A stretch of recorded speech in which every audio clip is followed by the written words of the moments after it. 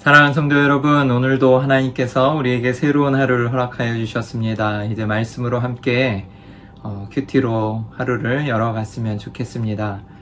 우리 말씀을 듣기 전에 제가 한번 기도하도록 하겠습니다. 하나님 아버지 감사합니다. 우리 삶 가운데 주인이시고 왕이신 주님을 이 시간 바라보며 또한 주님만 우리의 삶을 다스리시기를 기대하며 함께 말씀을 나누고자 합니다. 오늘 우리에게 말씀하여 주시고 또 그 말씀을 통하여서 회복되게 하시고 온전히 주님 바라볼 수 있도록 인도하여 주시옵소서. 주님의 인도하심을 따라서 그리고 하나님의 우리 삶 가운데 섭리하시고 계획하심을 따라 우리 성도님들 함께 나아갈 수 있는 시간 되게 하여 주시고 또한 이 시간 더욱더 하나님의 말씀으로 친밀하게 승리하며 나아가는 시간 되게 하여 주시옵소서. 감사하며 예수님의 이름으로 기도합니다. 아멘. 10월 6일 화요일 새벽기도 큐티 나눈 말씀을 시작하겠습니다. 오늘 하나님이 우리에게 주신 말씀은 신명기 17장 14절에서 20절까지의 말씀입니다. 신명기 17장 14절에서 20절까지의 말씀입니다. 하나님을 경외하는 이스라엘 왕이라는 제목이고요. 우리 다 같이 말씀을 영상으로 한번 함께 읽어보도록 하겠습니다. 네가 네 하나님 여호와께서 네게 주시는 땅에 이르러 그 땅을 차지하고 거주할 때에 만일 우리도 우리 주위의 모든 민족들같이 우리 위에 왕을 세워야겠다는 생각이 나거든 반드시 네 하나님 여호와께서 택하신 자를 네 위에 왕으로 세울 것이며 네 위에 왕을 세우려면 네 형제 중에서 한 사람을 할 것이요 네 형제 아닌 타국인을 네 위에 세우지 말 것이며 그는 병마를 많이 두지 말 것이요 병마를 많이 얻으려고 그 백성을 애굽으로 돌아가게 하지 말 것이니 이는 여호와께서 너희에게 이르시기를 너희가 이후에는 그 길로 다시 돌아가지 말 것이라 하셨음이며 그에게 아내를 많이 두어 그의 마음이 미혹되게 하지 말 것이며 자기를 위하여 은금을 많이 쌓지 말 것이니라. 그가 왕위에 오르거든 이 율법서의 등사본을 레위 사람 제사장 앞에서 책에 기록하여 평생에 자기 옆에 두고 읽어 그의 하나님 여호와 경외하기를 배우며 이 율법의 모든 말과 이 규례를 지켜 행할 것이라. 그리하면 그의 마음이 그의 형제 위에 교만하지 아니하고 이 명령에서 떠나 좌로나 우로나 치우치지 아니하리니 이스라엘 중에서 그와 그의 자손이 왕위에 있는 날이 장구하리라. 신명기 17장 초반에 우상 숭배를 하는 사람들에 관한 재판과 그리고 예루살렘 성전에서 하나님께서 가르치신 율법대로 이제 재판을 하라는 내용이 나왔었습니다. 이제 그 나온 내용 이후에 이제 14절이 시작이 되는데요. 이제 하나님을 경외하는 이스라엘 왕은 어떻게 해야 하는 것인가에 관한 내용입니다. 14절부터 한번 살펴보도록 하겠습니다. 내가 내 하나님 여호와께서 내게 주시는 땅에 이르러 그 땅을 차지하고 거주할 때 만일 우리도 우리 주위의 모든 민족들 같이 우리 위에 왕을 세워야겠다는 생각이 나거든 이라고 시작하는데요. 이제 하나님께서 여호와께서 내게 주시는 땅에 이르러라 그러면 이 땅은 어디입니까? 우리가 잘 알듯이 가나안 땅이죠. 그래서 이제 이스라엘 백성들이 이제 광야 생활을 다 지나고 이제 그 가나안 땅에 들어가서 그래서 그 땅을 차지하고 거주할 때에 주위에 있는 모든 민족들을 보니까 왕이 다 있는 것이에요. 그래서 그 가나안 이제 이스라엘 백성 가나안 땅에 들어갔을 때 이스라엘 백성들이 아마 주변을 둘러보면서 우리도 우리 위에 왕을 세워야겠다는 생각을 할 거라고 하나님은 벌써 아셨던 것 같습니다. 그리고 모세에게 이렇게 신명기를 통해서 말씀하고 계시는 거죠. 그래서 왕을 세워야겠다는 생각이 나거든 이제 왕을 세우게 된다면 이렇게 해라라는 지침을 주고 계시는 겁니다. 그래서 15절에 보면 반드시 내 하나님 여호와께서 택하신 자를 네 위에 왕으로 세울 것이며 네 위에 왕을 세우려면 네 형제 중에서 한 사람을 할 것이요 내 형제 아닌 타국인을 내 위에 세우지 말 것이며 라고 이야기하고 있습니다. 이 15절에는 왕 제도는 이제 그 이방 사람들을 따라서 이제 세워야 되는 기인한 것이기 때문에 아무래도 이 왕을 세우는 데는 특별한 조건들이 도입되어야 했었을 것 같습니다. 그래서 하나님께서는 이 조건들을 이야기하고 계시는데요. 첫 번째 15절을 보면 반드시 내 하나님 여호와께서 택하신 자를 왕으로 세울 것이다 라고 이야기하고 있습니다. 그래서 가장 중요한 것은 먼저 왕은 하나님에 의해서 택함을 받는다. 하나님이 세우시는 자여야 한다라는 거죠. 자신들이 세우고 싶은 왕을 세우는 것이 아닙니다. 여러분, 이스라엘 백성들을 다스리는 사람이 누군지를 확실히 하는 것이에요. 그래서 왕을 세울 때도 본인들이 원하는 왕을 세우는 것이 아니라 자신들의 힘으로 손으로 다스릴 자를 세우는 것이 아니라 하나님이 반드시 여호와 하나님께서 그 왕을 임명하셔야 한다, 택하셔야 한다라는 것을 확실히 하고 있어요. 그리고 두 번째는 반드시 이스라엘 사람이어야 한다라는 것입니다. 그래서 어떠한 특별한 지도층에 속한 사람뿐만 아니라 일반 이스라엘 사람들, 그리고 또 이스라엘 사람이면 누구나 다 왕이 될 수 있었다, 왕으로 선택받을 수 있었다라고 이야기하면서, 그런데 한 가지 중요한 것은 반면에 이방 여인에게서 난 사람은 왕위에 오를 수가 없었습니다. 여러분 아시다시피 미국에서 대통령 선거가 이제 있는데, 미국에서도 그렇죠. 외국인들, 그리고 외국에서 태어난 출생한 사람들은 미국 시민권자라고 할지라도 대통령이 될 수가 없지요. 마찬가지입니다. 그래서 미국에서 태어나고 또 그곳에서 자라난 사람인 것처럼 이스라엘 백성, 이스라엘 사람이어야지만 이때도 왕이 될 수 있는 자격과 조건이 되었습니다. 아무래도 이 신명기 이 본문에서 왕에 대한 이러한 조건을 내세우는 것은 이방인들의 사회적, 종교적 영향을 막기 위해서였을 것입니다. 계속해서 다른 민족들과 혼인하는 것을 하나님께서 금하시고, 또한 그들의 이방 종교들, 그리고 또 우상 숭배하는 것들이 들어오는 것을 굉장히 하나님께서 막으시고 싫어했던 것처럼, 또 종교적인 사회적인 영향을 막기 위해서 였을 수도 있습니다. 그리고 또 다스리는 자가, 한 나라의 왕이 당연히 이스라엘 사람들에게서 난 왕이어야겠지요. 그래서 왕은 백성들, 구체적으로 말하면 장로들에 의해서 추대가 되었고, 또 같이 왕이 백성에 의해서 추대되는 방식은요, 이 왕을 처음 초기에 이루는 방식이었습니다. 그래서 하나님께 택하신 왕. 그래서 여러분 잘 아시다시피 사울 왕이 이제 왕으로 될 때 사무엘 선지자를 통하여서 기름 부음을 받고 하나님께서 택하시고, 또 다윗에게 가서 하나님께서 다윗을 왕으로 세우시는 장면만 봐도 초창기에는 확실하게 지켜졌어요. 하나님이 원하시고 하나님 세우시는 왕을 이제 선지자를 통하여서 하나님 원하셨어요. 그 이후에는 이제 왕위가 세습이 되는 이런 모습들이 보이지만, 하나님께서 택하신 왕, 그리고 하나님께서 원하신 왕이 세워지는 것, 그리고 또한 이스라엘 백성에게서 왕이 세워졌다라는 것이죠. 사랑하는 성도 여러분, 만약에 그렇게 이제 왕이 세워졌다면 그 왕은 어떻게 행해야 했을까요? 하나님께서 거기에 대한 지침을 이제 16, 17절에 주고 계십니다.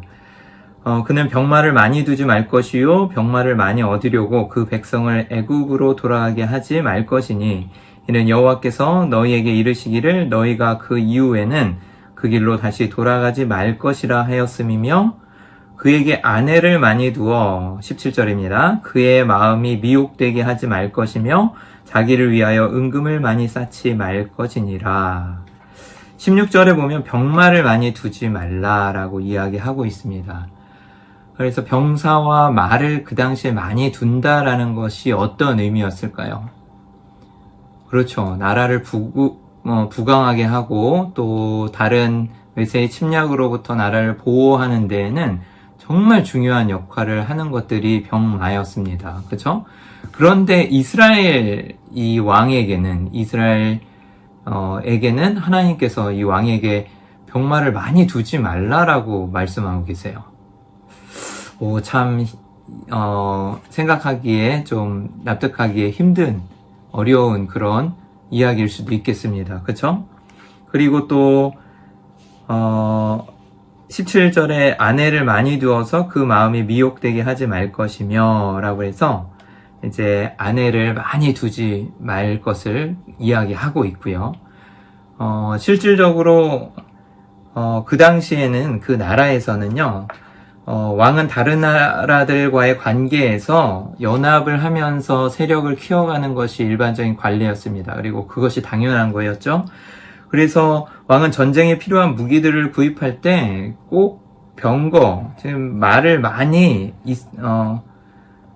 사서 자신의 그 세력을 키웠어야 했고, 또 그 병마가 굉장히 중요한 그 자신의 나라를 유지하는 데 역할을 하였고, 또 국제적인 정략 결혼을 통해서, 그래서 나라 간의 관계 속에서 많은 아내를 얻어서 이렇게 관계를 유지하고 나라를 유지했었던 상황 속에서 너무 많은 아내를 두지 말아야 한다. 그리고 또한 서로 간에 통상을 하거나 아니면 자신이 이제 나라를 다스리는 데 있어서 또 너무 많은 은금을 쌓아서도 안 된다. 그래서 재물을 너무 많이 쌓지 말라라고 이렇게 이야기함으로써 하나님은 보통 이 왕들이나 나라들이 자신의 나라를 지키거나 더 강하게 하는 데에 이렇게 나아가는 방향과는 완전히 방법과는 틀린 것을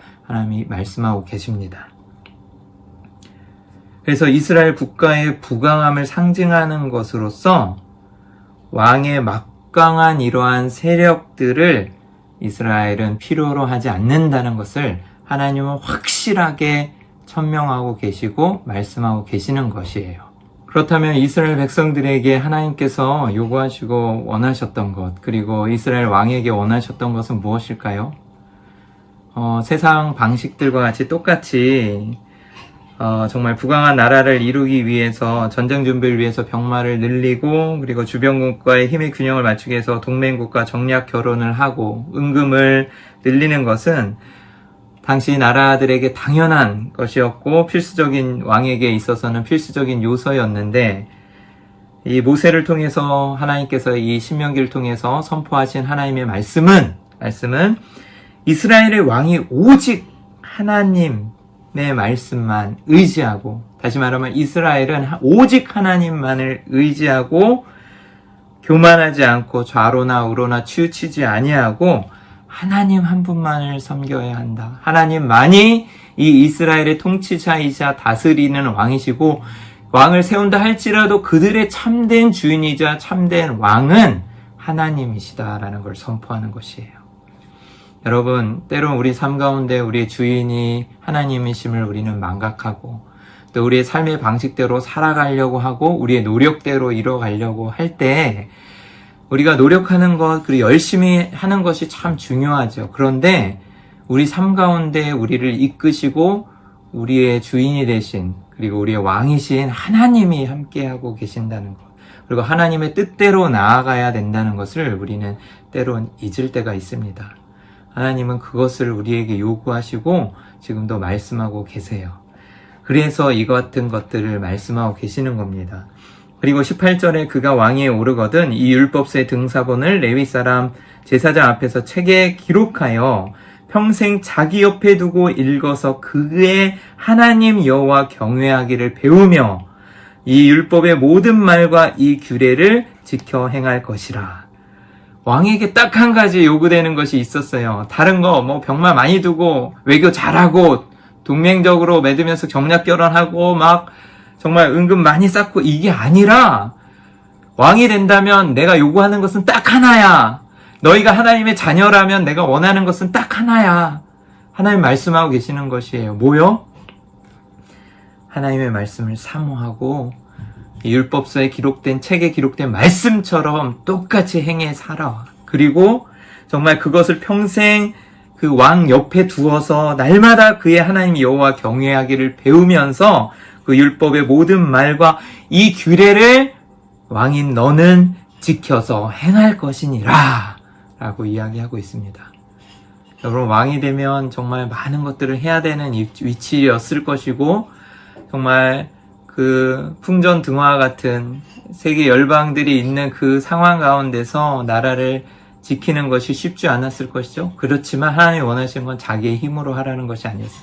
이스라엘을 역사를 봤을 때 이끄시고 인도하신 하나님은 정말 그랬어요. 하나님이 그 백성들을 지키시고 인도하시고 승리케 하셨지 왕의 힘이 아니었던 것입니다. 여러분, 정말 하나님의 말씀을 지켜서 규례를 지키고 힘써 행하는 것, 이것이 하나님이 원하신 것이었습니다.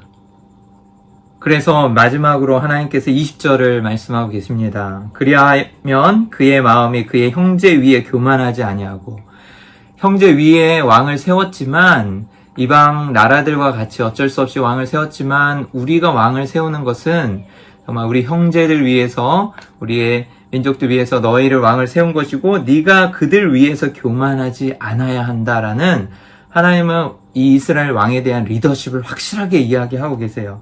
그리고 이 명령에서 떠나 좌로나 우로나 치우치지 아니하리니 이스라엘 중에서 그와 그의 자손이 왕에 있는 날은 장구하리라. 하나님의 말씀의 규례를 잘 따르고 정말 내가 말한 이 말씀을 잘 지켜 행한다면 이 왕위와 정말 그의 자손들은 그의 날은 장구하리라 라고 말씀하고 계셨어요. 그런데 안타깝게도 여러분, 그 후에 이스라엘 왕정은 이 신명기에서 하나님 말씀하신 규정을 잘 지키지 못하고 스스로 막강한 세력을 구축하게 되지요. 그리고 많은 아내들을 얻는 왕들이 생기고 또한 은금을 많이 쌓고 병마를 많이 이루게 됩니다.